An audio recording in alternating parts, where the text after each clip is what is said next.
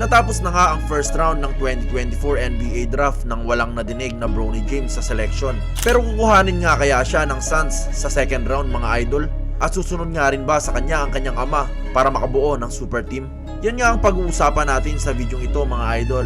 Pero bago yan ay wag po natin kalimutang mag-like and subscribe sa ating munting channel.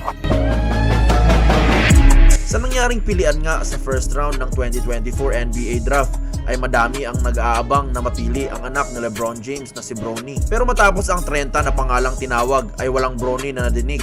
Kaya naman mag-aantay muna ito at magdadasal na makuha na lamang sa second round.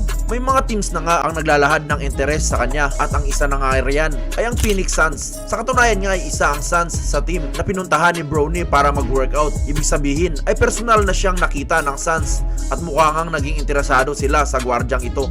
Hawak nga ng Suns ang 56th pick sa second round kaya naman may chance talaga silang tuparin ang pangarap ni Bronny kung sakali. Sa usapang pangarap nga rin ay sinabi nga dati ni LeBron James na isa sa kanyang mga goal bago magretiro ay makalaro ang kanyang panganay na anak sa NBA. Kaya naman kung tuluyan siyang kukunin ng Suns ay baka kasama niya sa package ang kanyang ama. Kung mangyayari yan ay talagang panalong-panalo ang Suns dahil sa di-kalibre talaga si LeBron kahit pa matanda na ito. Magkakaroon nga rin ng bagong super team ang NBA sa katauhan ni Kevin Durant, Devin Booker, Bradley Beal at si LeBron James. Nakakatakot ngang isipin kung magsasama-sama ang apat na players na ito dahil talagang pangmalakasan talaga ang lineup na yan. Pero mangyayari nga lamang yan kung veteran minimum o maliit na kontrata lamang ang pipirmahan ni LeBron James. Mahirap nga itong mangyari dahil hindi hamak na mas malaki ang kayang ibigay ng Lakers na $150 million.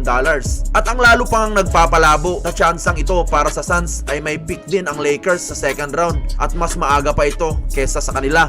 55th pick nga ang hawak ngayon ng LA kaya nga baka plano rin nilang kuhain itong si Bronny. Dahil nga napag-usapan na rin naman natin ang Lakers ay silipin na rin natin ang nakuha nila sa draft na si Dalton Connect. Pinik nga ito ng Lakers bilang 17th overall pick sa first round. Pagdating kasi sa kanyang laruan ay isa itong sharpshooter guard na nag-aaral pa para sa tennis sa katatapos lang na NCAA season.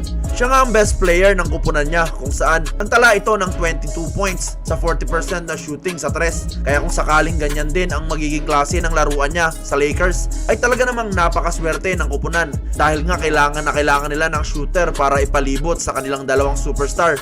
Madali nga makumpara si Dalton kay Klay at parang ang mas magaling pa ito sa kanya. Dami nga nagsasabi na nakuha ng Lakers ang steal of the draft. Kahit pa nga mismo si Rob Pelinka na GM ng Lakers ay inaasahan na magiging top 10 pick itong si Dalton dahil sa talento nito. Pero sa huli ay naging available pa ito para sa Lakers na hindi na nagdalawang isip na kuhanin agad siya.